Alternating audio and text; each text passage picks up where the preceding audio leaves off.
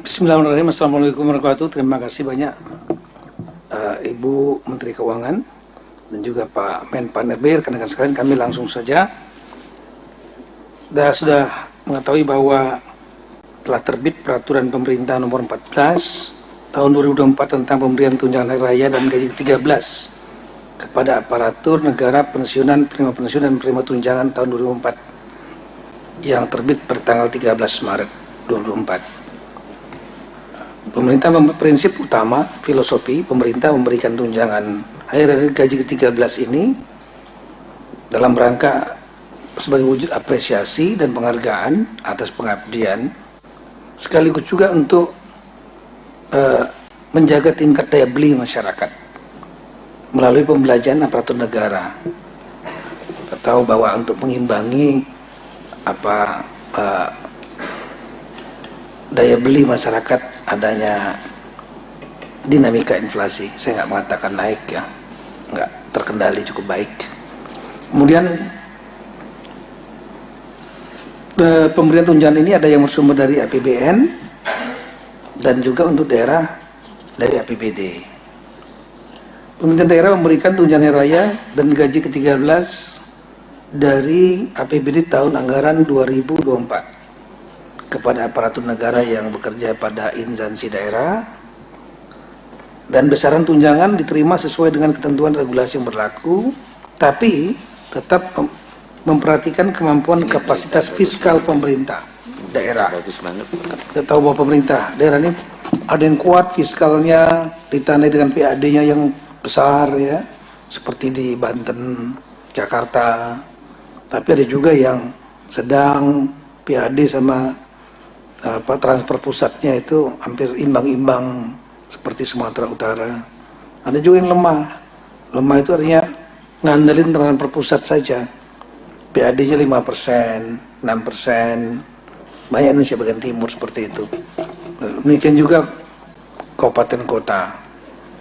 Terutama yang pemekaran banyak tergantung dari transfer pusat dari DAU, DBH.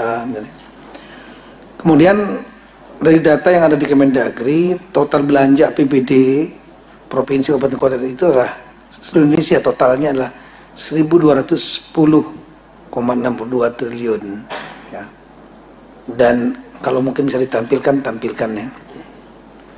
Kemudian total belanja pegawai pada APBD provinsi dan kabupaten kota itu lebih kurang 445 triliun. Jadi hampir sepertiganya itulah untuk gaji pegawai, 36,81%. Nah, ada lagi namanya belanja tambahan penghasilan pegawai. Kalau di pusat namanya Tunkin, di daerah namanya TPP, tambahan penghasilan pegawai. Juga dibebankan kepada APBD. Totalnya lah 96,4 triliun atau 7,96%. Nah, kemudian untuk tunjangan hari raya dan gaji ke-13 yang sumbernya dari APBD diperuntukkan satu kepada PNS dan calon PNS yang bekerja pada instansi daerah. Calon PNS ini maksudnya dia sudah diterima tapi masih menunggu proses untuk menjadi keluar SK PNS-nya. Ada lebih kurang waktunya setahun. Ya, mereka dinamakan namanya nomenklatur calon PNS. Nah, ini juga penerima. Kemudian P3K yang bekerja pada instansi daerah, gubernur, wakil gubernur, bupati, wakil wali kota, wakil bupati, wakil wali kota, kemudian pimpinan dan anggota DPRD, pimpinan badan layanan umum daerah, dan juga pegawai non-pegawai ASN yang bertugas pada instansi daerah yang menerapkan pola pengelolaan keuangan Badan Layanan Umum Daerah, BLU daerah. Sebenarnya apa saja komponennya? Ini masing-masing ada yang berbeda-beda. Nah, untuk PNS dan P3K, gaji pokok, kemudian tunjangan keluarga, tunjangan pangan, tunjangan jabatan atau tunjangan umum, dan tambahan penghasilan yang TPP tadi paling banyak sebesar diterima dalam 1 bulan bagi instansi pemerintah daerah yang memberikan tambahan penghasilan Sekali lagi memperhatikan kemampuan kapasitas fiskal daerah dan sesuai dengan ketentuan peraturan undangan. Juga disesuaikan dengan pangkat, jabatan, peringkat jabatan, kelas jabatan. Kemudian untuk guru yang gaji pokoknya bersumber dari PBD tidak menerima tambahan penghasilan, dapat diberikan paling banyak sebesar tunjangan profesi guru atau paling banyak sebesar tambahan penghasilan guru aparatur sipil negara yang diterima dalam 1 bulan. Ini PNS P3K. Kemudian calon PNS menerima 80% dari gaji pokok PNS, tambah dengan tunjangan keluarga, tunjangan jabatan dan tunjangan umum, dan tambahan penghasilan paling banyak sebesar yang diterima dalam 1 bulan bagi instansi pemerintah daerah yang memberikan tambahan penghasilan dengan memperhatikan kemampuan kapasitas fiskal. Juga ketentuan peraturan yang berlaku, pangkat jabatan, peringkat jabatan, kelas jabatan. Kemudian untuk gubernur dan wakil gubernur, ini perasaan ada slide-nya sini. Ya nggak apa-apa. Kemudian untuk gubernur, wakil gubernur, bupati, wakil bupati, wali kota yang diberikan gaji pokok dan tunjangan keluarga dan tunjangan jabatan atau tunjangan umum sesuai dengan ketentuan peraturan undang-undang ya, yang mengatur kedudukan keuangan kepala daerah dan wakil kepala daerah. Kemudian untuk pimpinan dan anggota DPRD paling banyak sebesar akumulasi dari uang representasi, tunjangan keluarga, dan tunjangan jabatan pimpinan dan anggota DPRD sesuai dengan ketentuan peraturan undang-undangan yang mengatur hak keuangan dan administrasi pimpinan dan anggota DPRD. Ini diatur juga dalam perda masing-masing. Ketentuan lebih lanjut mengenai teknis pemberian tunjangan hari raya dan gaji 13 bersumber dari anggaran pendapatan ini diatur sekali lagi dengan peraturan kepala daerah. Ini nanti konsekuensinya. Oleh karena itu saya mengimbau kepada rekan-rekan dan saya menginstruksikan kepada rekan-rekan kepala daerah, baik gubernur, bupati, wali kota, ada beberapa hal. Yang pertama, segera persiapkan dan mempercepat penetapan peraturan kepala daerah.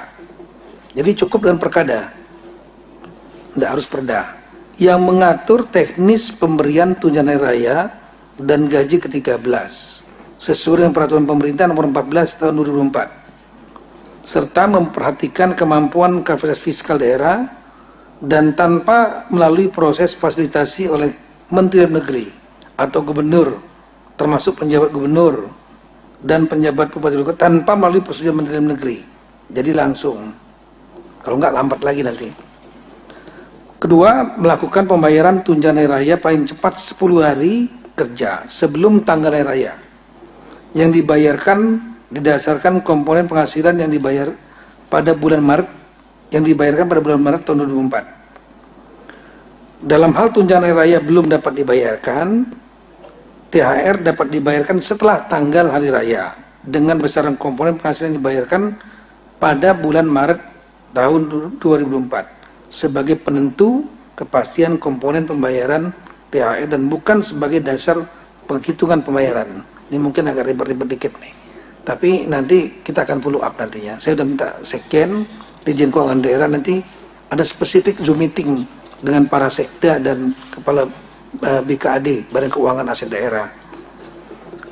Kemudian melakukan pembayaran gaji ke-13 paling cepat pada bulan Juni tahun 2004. Dalam hal gaji ke-13 belum dapat dibayarkan, ini sama seperti Ibu Menteri Keuangan tadi, maka gaji ke-13 dapat dibayarkan setelah bulan Juni tahun 2004 dengan besaran komponen penghasilan yang dibayarkan pada bulan Mei tahun 2004 sebagai penentu kepastian komponen pembayaran tunjangan hari raya dan bukan sebagai dasar penghitungan pembayaran. Kemudian bagi daerah yang belum menyediakan alokasi anggaran atau alokasi anggaran tidak cukup tersedia untuk tunjangan hari raya dan gaji 13 dalam APBD 2004, maka Pemda segera menyediakan anggaran THR gaji 13 dimaksud dengan mengoptimalkan pemanfaatan belanja gaji dan tunjangan APBD 2004 atau melakukan pergeseran anggaran mendahului perubahan APBD 2024 yang bersumber Jadi perubahan, ya. Pergeseran anggaran mendahului perubahan yang bersumber dari sebagian alokasi belanja tidak terduga, kemudian penjaluran ulang kegiatan atau subkegiatan, atau memanfaatkan kas yang tersedia sesuai dengan perubahan perkada tentang penjabaran APBD 2024. Baru setelah itu dilaporkan kepada DPRD, pimpinan DPRD, untuk selanjutnya dianggarkan dalam perda yang mengatur perubahan APBD 2024. Atau ditampung dalam laporan realisasi anggaran bagi pemerintah daerah yang tidak melakukan perubahan sesuai dengan peraturan perundang-undangan. Nah, prinsipnya adalah bisa melakukan pergeseran anggaran, tapi tanpa, sekali lagi, cukup dengan perkada, dan nanti memberitahukan kepada pimpinan DPRD, dan pimpinan DPRD nanti akan, saya kira nanti Zoom meetingnya juga kita ajak pimpinan DPRD nanti untuk kemudian ditetapkan dalam perda perubahan APBD 2024. Banyak sebetulnya bisa kami pernah menyusuri, mohon maaf rekan-rekan kepala daerah, ya, banyak hal sebetulnya bisa diefisiensikan, perjalanan dinas, kemudian penguatan-penguatan yang macam-macam yang sebetulnya nggak perlu, ya. Nah, ini dapat digeser dari untuk kepentingan ini, lagi untuk kepentingan karyawan sendiri, ASN. Kemudian untuk gubernur, PJ gubernur selaku wakil pemerintah pusat di daerah sesuai undang-undang tentang pemerintahan daerah bertanggung jawab juga untuk melakukan monitoring pelaksanaan kebijakan ini untuk pemerintahan kabupaten kota. Jadi rapatkan juga. Sekali lagi nanti kita akan rapatkan tingkat sekda dengan sekjen, tenisnya, dan ada Dirjen Keuangan Daerah di sini, akan rapat. Jadi nanti yang terbuka tanya jawab dengan teman-teman di daerah. Nanti tolong juga Pak Maurits, pimpinan DPRD-nya kita undang supaya nanti perdanya nggak tarik-menarik, ya. Dan kemudian setelah itu kita minta nanti para gubernur melakukan rapat dengan bupati wali kota yang ada di daerah masing-masing, sehingga menjadi lebih jelas. Saya kira itu Ibu Menteri Keuangan, kami akan mengawal tidak lanjut dari kebijakan pemerintah ini untuk tingkat daerah. Sekian dan terima kasih.